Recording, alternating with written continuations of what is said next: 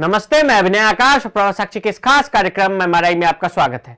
एक बार फिर से हम आपके सामने मोस्ट रिलायबल इंफॉर्मेशन यानी एमआरआई के साथ मौजूद हैं।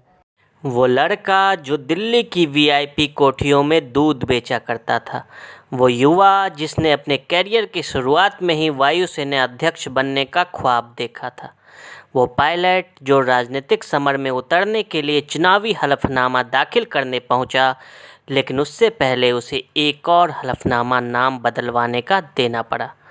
वो नेता जो संजय गांधी का भी करीबी रहा और राजीव गांधी का भी। वो सांसद जो 23 जून 1980 को संजय गांधी के साथ उड़ान भरने वाला था, लेकिन किसी वजह से नहीं जा सका। ठीक 20 साल बाद यही नेता एक सड़क दुर्घटना में गुजर जाता है। ये नेता जिनका बेटा आज की तारीख में राजस्थान की राजनीति में कांग्रेस के लिए सत्ता बरकरार रखने के लिए बड़ी चुनौती बन गया है। वो नेता जिनका बेटा कभी राहुल गांधी का खास सिपहसालार माना जाता था। हम बात कर रहे हैं सचिन पायलट के पिता राजेश पायलट की। ये राजेश पायलट के संघर्ष, चुनौती, उपलब्धि, बगावत, अदावत और फिर मौत की कहानी है। राजेश्वर प्रसाद बिधूड़ी, जिन्हें पहचान मिली राजेश पायलट के नाम से, वो शख्स जिसने खेलने कूदने की उम्र में ही कुछ कर गुजरने का ठान ली। राजेश पायलट का पूरा जीवन फर्श से अर्श तक का सफ़र तय करने की कहानी है।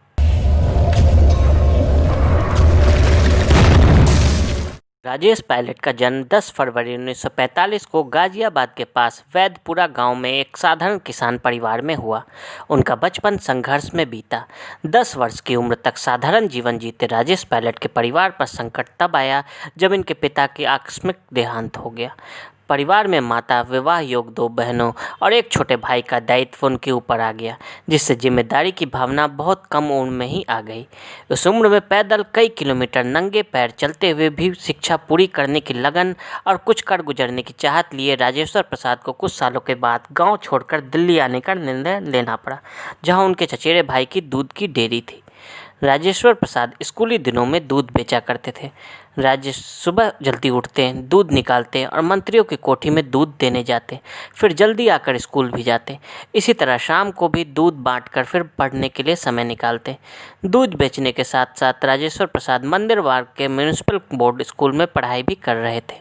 ये वो कठिन समय था जब राजेश्वर प्रसाद को संघर्ष में लैंप पोस्ट के नीचे पढ़ाई करनी पड़ी, लेकिन ये पीछे नहीं हटे और दोनों बहनों की शादी करने के अलावा छोटे भाई को भी शिक्षा दिलवाई। लेकिन दुर्भाग्यवश छोटे भाई की आकस्मिक मृत्यु ने इनको अंदर से तोड़ दिया। वायुसेना अध्यक्ष बनने की ख्वाहिश। परिवार की जिम्मेदारी संभालते और दूध सप्लाई का काम करते करते ही राजेश पायलट ने अपनी ग्रेजुएशन पूरी की और सगे भाई से ज़्यादा मानने वाले चचेरे भाई नत्थी सिंह ने उनको पूरा सहयोग किया और ये एयरफोर्स में भर्ती हो गए। वायुसेना में प्रशिक्षण के बाद वो लड़ाकू विमान के पायलट बने और फिर 15 वर्षों की अथक मेहनत के बाद प्रमोशन पाकर स्क्वाड्रन लीडर बने। उन्होंने 1971 के भारत पाक युद्ध में भी भाग लिया और बहादुरी के लिए पदक भी मिला। अपने करियर की शुरुआत में वो वायुसेना अध्यक्ष बनने का ख्वाब देखा करते थे।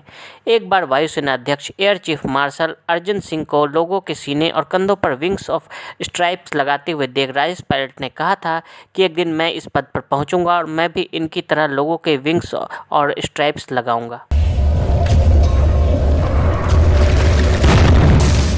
राजेश्वर प्रसाद से पायलट। 1980 के लोकसभा चुनाव के दौरान राजेश पायलट ने मन बनाया कि वो वायुसेना छोड़कर लोकसभा का चुनाव लड़ेंगे, जिसके बाद उन्होंने वायुसेना की नौकरी छोड़ दी। राजेश पायलट की पत्नी रमा पायलट की किताब राजेश पायलट अ बायोग्राफी के अनुसार राजेश सीधे इंदिरा गांधी के पास जाकर बोले कि वो तत्कालीन प्रधानमंत्री चौधरी चरण सिंह के खिलाफ बागपत से चुनाव लड़ना चाहते हैं। इंदिरा गांधी ने कहा कि मैं आपको सलाह नहीं दूंगी कि आप राजनीति में आए। कांग्रेस आई की शुरू की लिस्ट में राजेश्वर प्रसाद का नाम नदारद था। तभी एक दिन फ़ोन की घंटी बजी। दूसरे छोर पर व्यक्ति ने कहा, राजेश्वर प्रसाद हैं? राजेश किसी काम से बाहर गए हुए थे। उनकी पत्नी ने मना कर दिया। तभी सामने से फ़ोन पर कहा गया कि उनसे कहिएगा कि उन्हें संजय गांधी ने बुलाया है। कांग्रेस दफ्तर पहुंचे संजय गांधी ने बताया कि आपके लिए इंदिरा गांधी का संदेश है कि आपको भरतपुर से चुनाव लड़ना है। जब राजेश्वर प्रसाद भरतपुर पहुंचे तो वहां के लोगों ने उन्हें पहचानने से ही इनकार कर दिया। उन्होंने कहा कि हमें तो कहा गया है कि कोई पायलट पर्चा दाखिल करने आ रहा है। बहुत समझाने की कोशिश की कि वो ही पायलट हैं, लेकिन किसी ने उनकी बात नहीं सुनी। संजय गांधी का फ़ोन आया। उन्होंने कहा कि सबसे पहले कचहरी जाओ और अपना नाम राजेश्वर प्रसाद से बदलवा कर राजेश पायलट करवाओ। जिसके बाद पायलट ने भरतपुर की सीट से वहां के राज परिवार की सदस्य महारानी को हराकर पहला चुनाव जीता और इसी के साथ राजनीति की दुनिया में उन्होंने कदम रखा। इसके बाद उन्होंने कई चुनाव जीते और 1991 से 1993 तक टेलीकॉम मिनिस्टर रहे और 1993 से 1995 तक आंतरिक सुरक्षा मंत्री रहे। संजय गांधी प्लेन हादसे से इस तरह बचे पायलट। 22 जून 1980 की बात है। संजय गांधी कहते हैं, राजेश हम कल सुबह उड़ेंगे। एक नई मशीन आई है, पिट्स S2, ये बहुत हल्की है, रंग भी चमकदार लाल। सुबह मिलते हैं सफदरजंग एयर स्ट्रिप पर। जवाब में राजेश पायलट बोलते हैं, कल सुबह तो मेरठ से कुछ किसान मिलने आने वाले हैं, मुश्किल होगी। संजय गांधी ने टूक टूक कहा, वो सब मैं नहीं जानता, तुम्हें सुबह मिलना है।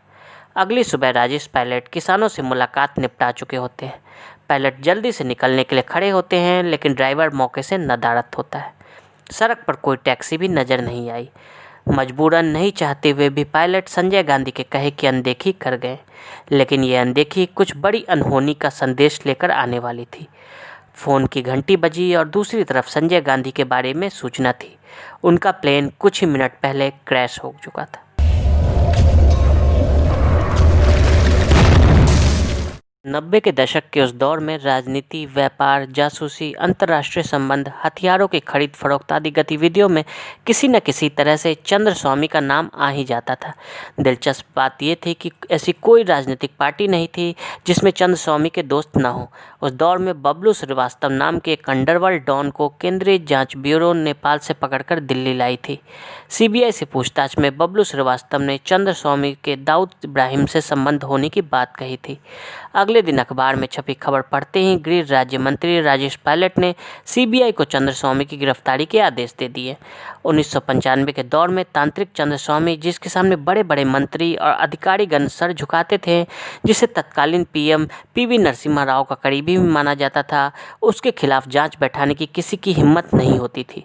उस वक्त पायलट ने कहा था कि चाहे मुझे जेल जाना पड़े, लेकिन ये खेल खत्म होगा। पायलट ने उसके खिलाफ जांच बैठाई और उसे जेल भी भेज दिया। राजेश पायलट ने कहा था, पार्टी में लोकतंत्र बनाए रखना जरूरी है। कांग्रेस में आंतरिक लोकतंत्र के लिए ही उन्होंने 1997 में तत्कालीन पार्टी अध्यक्ष सीताराम केसरी के खिलाफ चुनाव लड़ा। उनका कहना था कि पार्टी में लोकतंत्र बनाए रखना जरूरी है, इसलिए मैं चुनाव लड़ रहा हूं। उनके साथ शरद पवार ने भी चुनाव लड़ा था, लेकिन ये दोनों ही चुनाव हार गए थे। सोनिया गांधी के खिलाफ उतरे उम्मीदवार का दिया था साथ। वर्ष 2000 में जब सोनिया गांधी को कांग्रेस अध्यक्ष बनाया जाना था, तब पार्टी के आंतरिक लोकतंत्र को बनाए रखने के लिए जितेंद्र प्रसाद ने चुनाव लड़ा था। राजेश पायलट उन नेताओं में शामिल थे जिन्होंने जितेंद्र प्रसाद का खुलकर साथ दिया और उनके लिए चुनाव प्रचार भी किया था। पार्टी में आंतरिक लोकतंत्र बनाए रखने के चुनाव होता है तो कोई बुराई नहीं। पायलट का कहना था कि पार्टी में आंतरिक लोकतंत्र बनाए रखने के लिए चुनाव होता है तो कोई बुराई नहीं है, इससे पार्टी मजबूत ही होगी। राजस्थान में उनके साथ रहे विजय गुप्ता बताते हैं कि पायलट अपनी बात खुलकर रखते थे, लेकिन पार्टी के प्रति हमेशा समर्पित रहे। राजेश पायलट को भारतीय राजनीति में भी बहुत कुछ करना था, लेकिन मात्र 55 वर्ष की आयु में एक सड़क दुर्घटना में उनका असामयिक निधन हो गया। उस समय वो गाड़ी को खुद ड्राइव कर रहे थे। तो आज के लिए दे इजाजत। और ऐसी रिपोर्ट्स को देखने के लिए प्रभा साक्षी के साथ लगातार बने रहे। वीडियो को देखने के लिए फेसबुक और ट्विटर पर फॉलो करें, यूट्यूब पर प्रभा साक्षी को सब्सक्राइब करें। नोटिफिकेशन के लिए नीचे दिए गए बेल आइकन को दबाएं।